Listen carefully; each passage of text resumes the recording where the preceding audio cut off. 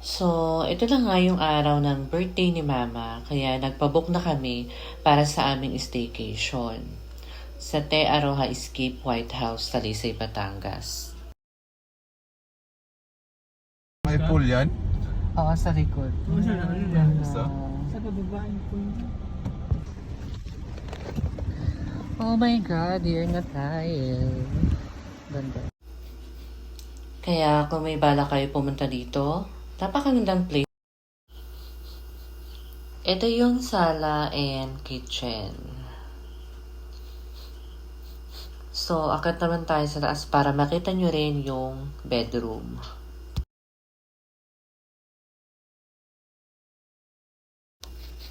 Kung nakikita nyo, yung nasa gitna, yung CR nila. Dito naman sa room na to, yung pamangkin ko tsaka yung daddy niya, pati yung stepmom niya. Dito naman sa kabila sila mama, tsaka yung kapatid kong babae, pati yung best friend niya. Ito naman yung view sa labas, sa side na to. Diba napakaganda? Pang IG talaga.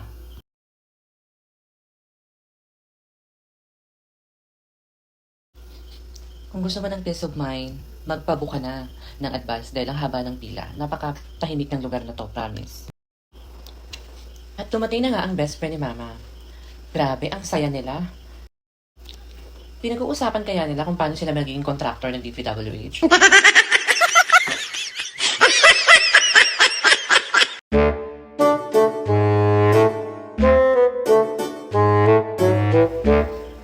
Makikita nyo yung pamangkin ko.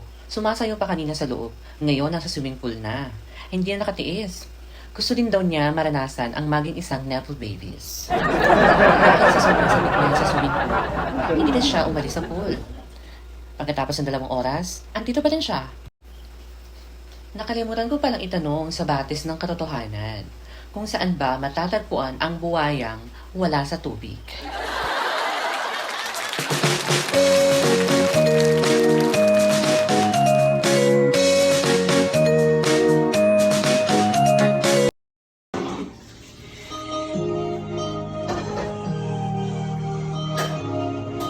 Yay! Happy birthday, mother!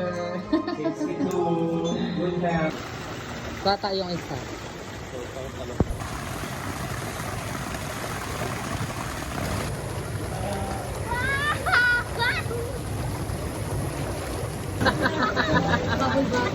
Bubble bath. Bubble bath.